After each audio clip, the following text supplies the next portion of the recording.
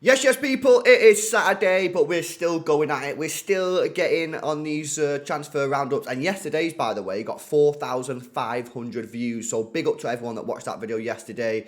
Big up, make sure you smash a like on it. Make sure you subscribe to the channel as well. Trying to get to 3,000 subs in it, so I appreciate everyone. But let's get straight into it. Luis Enrique will make a bidding for Manchester City's Portugal winger Bernardo Silva his priority when he replaces Christophe Galtier as Paris Saint-Germain coach. Obviously, we spoke about this yesterday, this bit, the fact that this guy's been arrested, which is wild. But yeah, Luis Enrique going to PSG, and apparently he wants Bernardo Silva. How much is this going to cost, guys? Is it, I mean, when you look at Declan Rice going for 105 million, I mean, Bernardo Silva needs to be going for 130, 140, 150, but we're not going to get that. We'll get less for Bernardo Silva than West Ham got for Declan Rice. And it just, the whole transfer market's just a complete shit show now. It's a complete mockery. But yeah, as long as we get like 70 mil, I guess that's fine. But how they're paying 105 for Declan Rice and we're selling Bernardo Silva for 70, it's wild, man. It really is wild. So gutted. I am really gutted about that. The former Spain boss also wants PSG to sign Portugal forward Yao Felix from Athletico Madrid. Yeah, Yao Felix needs to sort his life out in it, to be honest, guys. You know what I mean? Because what's he doing, man? He went to Atletico Madrid. I mean, surely he knows that that was the bad choice. He then went to Chelsea, which was just like a YOLO. PSG actually might be the right club for him. So I hope it works because he's a good player. And, you know, when he's playing well and he's on his game, he's a joy to watch. But he just made bad career decisions. Arsenal are weighing up a move for 24-year-old PSG forward Kylian Mbappe when PSG contract expires next summer. I'm not even going to say anything about that. If you think Kylian Mbappe is going to go to Arsenal. Manchester United are targeting Porto's Iran striker, Medhi Taremi.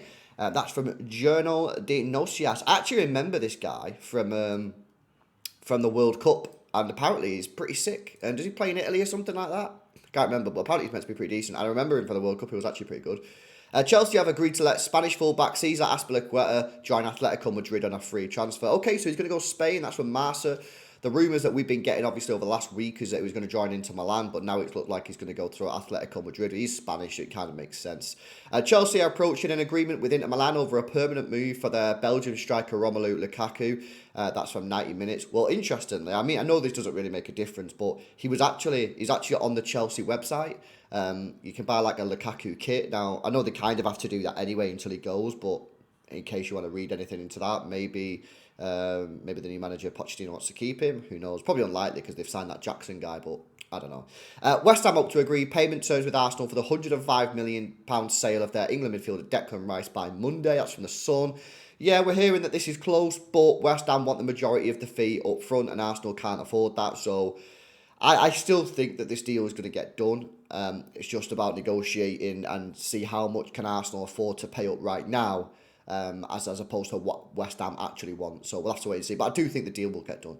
Roma coach Jose Mourinho is keen to sign Brazil midfielder Fred from his former club, Manchester United. Yeah, I actually think Fred gets a little bit too much stick. Look, he's not the best player in the world, but for a player that you need to run around in your team, do a little bit, I think he's all right. You know, I don't think he's like top class. I don't think he's like maybe even a Champions League player, but I think he's good. I think he's all right, and I think he'd work well under Jose Mourinho.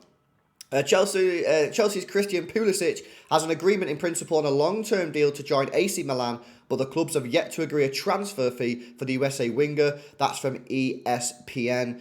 Yeah, Christian Pulisic, unfortunately, has just not done well in this country, I thought he was going to slam it. You know, I mean, I watched him at Dortmund. I thought he was going to slam it when he come to Chelsea, and unfortunately, just not worked out for him. Would have been interesting to see how he would have done if we had Pep Guardiola as his manager. I think that could have been pretty interesting. Hakim Ziyech's proposed move from Chelsea to Al Nassr is off after the Morocco winger failed a medical. That's from the Mail. Yeah, I seen this yesterday. I tweeted about it. How unlucky is Hakim Ziyech, guys? His last transfer to PSG got rejected basically because they didn't send the fax in time or didn't send it properly or whatever, and now his transfer to Al Nassr, where he's going to get the big cash, is now failed due to a knee injury medical. I feel sorry for the guy, man. Ziyech was made a new offer with his basic wage reduced by 40%, but he has turned it down. That's from Ziyech, okay? Chelsea will step up their efforts to sign Ecuador midfielder Moises Caicedo and hope a fee of around 80 million can be agreed with Brighton. Yeah, we've heard like all week that Chelsea are now in negotiations with Caicedo, but not really hearing much about any progress. So we'll have to wait and see. I think next week could be crucial when it comes to this Moises Caicedo deal. Manchester United will have to sell before they can make a move for Inter Milan's Cameroon goalkeeper Andre Onana. Well, obviously David De Gea contract's up now, isn't it? So this is wild. I think United have handled this so poorly. I really, really do. They But the thing is that I think they've not really decided. I don't think Ten Hag's really decided, and I think this is where you can maybe call on Ten Hag and go, "What the fuck are you doing, lad?" They should have said to David De Gea back in January, "Listen, mate, you're not going to be the number one goalkeeper next year," and they should have started making moves for their goalkeeper. So as soon as the season ended, boom, the new goalkeeper's in. And if David De Gea wants to stay and be backup, that's fine, so long as he knows he's going to be backup, or he can make a move elsewhere, no problem. I just feel United have tried to sort of like fuck around. And in the end, they've sort of fucked around David De Gea, and now they're in this weird position. I do think they'll get Onana. Well, actually, it's not been a clean transfer, you know. Manchester United have asked a 32-year-old Spanish goalkeeper David De Gea, whose contract at Old Trafford has just expired, not to join another club in case they cannot find a new keeper with their transfer budget. I mean, come on. United are open to signing David De Gea on a new deal if they cannot sign a new goalkeeper at a reasonable cost, or Dean Henderson starting their season as their number one, guys. Are you serious? What is going on at that football club? Absolutely embarrassing. Absolutely embarrassing. Asking David De Gea, a club legend, "Oh, please don't sign a new contract because we don't want you to sign a new contract because we're trying to sign someone. But if we don't sign someone, then we're going to need you back." I mean, come on. The disrespect there is absolutely phenomenal. United they've still not sorted themselves out.